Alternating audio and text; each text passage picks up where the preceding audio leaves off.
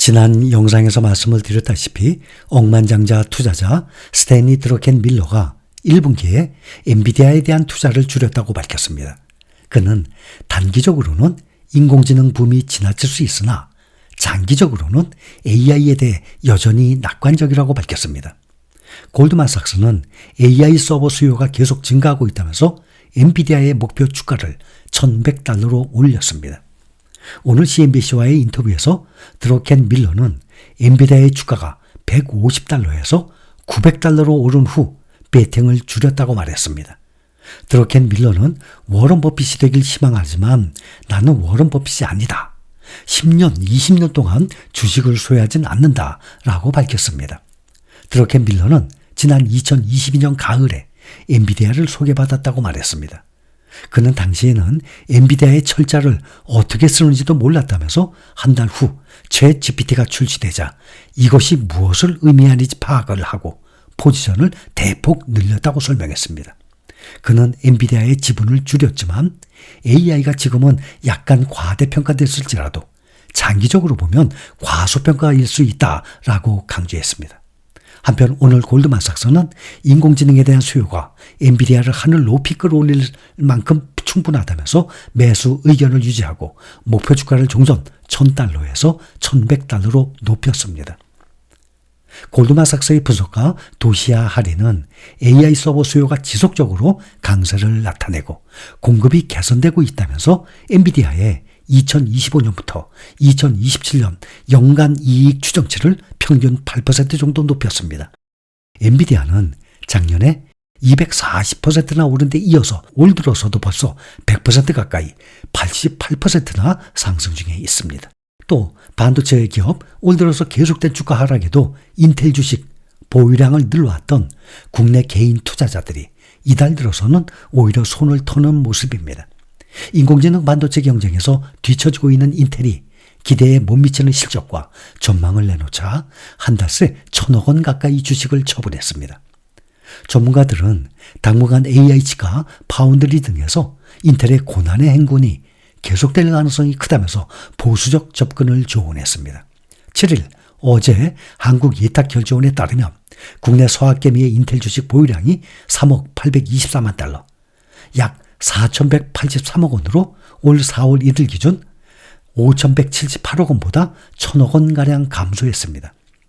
올 들어 인텔 주가가 현재 36%나 떨어지고 있는 상황에도 인텔 주식의 보유량을 꾸준히 늘려왔던 것과 대조되고 있는 행보입니다. 인텔은 AI 칩 중심으로 재편된 반도체 시장 경쟁에서 현재 뒤처지고 있습니다. 뒤늦게 시장에 내놓은 AI 가속기 칩 가우디 시리즈는 아직 시장 반응이 신통치 않은 편입니다. 파운드리 사업에서도 전망이 좋지 않습니다. 지난해 파운드리 사업에서만 약 $70억, 9조 4,500억 원의 영업 손실을 기록했습니다. 하지만 인텔은 TSMC를 따라잡기 위해서 투자가 더 필요한 입장입니다. 캐시카우인 중앙처리장치 CPU의 미래 또한 밝지가 않습니다. 미중 갈등으로 최대 시장인 중국에서 2027년까지 퇴출이 결정돼 타격이 불가피한 데다가 최근에는 13, 14세대 CPU에서 발열 문제로 성능이 제한되는 결함 사례로 보고되고 있습니다. 이 때문에 상황이 반전되기는 쉽지 않다는 평가가 지배적입니다. 앞으로도 투자가 AI로 집중될 가능성이 높은 데다가 매출 비중이 높은 파운드리와 CPU 시장에서는 경쟁이 더 심화될 수밖에 없습니다. 오늘 애플이 최신형 칩 M4를 탑재한 아이패드 프로 신제품을 오늘 공개했습니다. M4는 인공지능 구동에 초점을 맞춰서 개발된 이른바 AI용 칩으로 애플은 이 칩을 강력한 AI용 칩이라고 칭했습니다. 새 아이패드 프로는 이를 탑재한 애플의 첫 제품입니다. 사실상 애플 최초의 AI 기기란 평가가 나오고 있습니다. 오늘 애플은 인공지능을 구동하는 데 초점을 맞춘 새로운 자체 반도체 M4를 탑재한 아이패드 신제품 시리즈를 공개를 했는데 애플이 새 아이패드를 선보인 건 2022년 10월 이후 1년 5개월 만입니다. 가장 긴 공백기 끝에 오늘 베일을 벗은 것입니다. 새 아이패드 프로는 예상대로 M3를 건너뛰고 M4 칩을 탑재한 것입니다. 애플은 M4 칩에 대해서 애플사상 가장 강력한 뉴럴 엔진, 연산, 추론 등에 특화한 AI 가속기, 강력한 뉴럴 엔진을 탑재했다고 설명했습니다.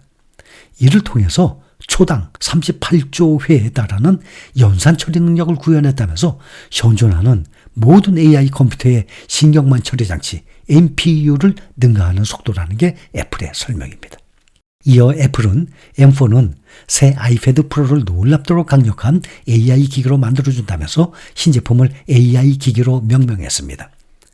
3나노 공정으로 만들어진 M4 칩은 초당 38조 회의 연산이 가능한 신경망 처리 장치 NPU가 탑재됐습니다. 애플은 이는 애플이 처음 NPU를 탑재한 자체 제조칩인 A11 바이오닉 대비 60배 빨라진 것이라고 설명했습니다. 또 기존 아이패드에 탑재된 M2 칩 대비 중앙 처리 장치 성능이 50% 향상되었고 그래픽 처리 장치의 처리 속도는 4배 빨라졌습니다. 애플 측은 이 모든 기능이 더해져서 M4는 AI에 있어서 기막히게 강력한 칩이 될 것이라고 했습니다. 새 아이패드 프로는 화면을 한번 터치하는 것만으로도 초고화질 동영상 속의 배경과 피사체를 간편하게 분리할 수 있다고 합니다. M4가 이 같은 온 디바이스 AI 기능을 지원을 합니다.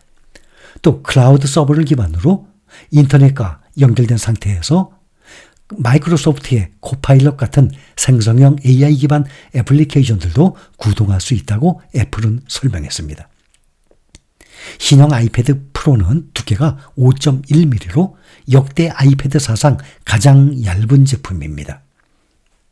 AI형 반도체는 무거운 AI 기능을 구동하는 가운데 전력 소비가 늘어나 기기가 과열되지 않는 것도 핵심입니다.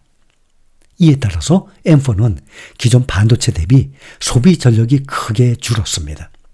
애플 측은 최근 시중에 출시된 얇은 노트북에 장착된 PC용 칩과 M4를 비교했을 때 M4는 단 4분의 1의 전력으로 동일한 성능을 구현할 수 있다고 했습니다. 그리고 처음으로 유기발광 다이오드 디스플레이를 탑재한 덕입니다. 한국 가격은 149만 9천 원부터 시작합니다. 출시일은 추후 공개한다고 애플은 밝혔습니다. 그런데 미국에서는 이날 바로 출시가 됐습니다. 참고로 유기발광 다이오드 OLED는 액정 화면 표시 장치보다 좋은 화질을 구현합니다. 구체적으로 정확하고 깊은 색상, 넓은 시야각, 무한대 명암비, 잔상이 없는 화면이 강점입니다.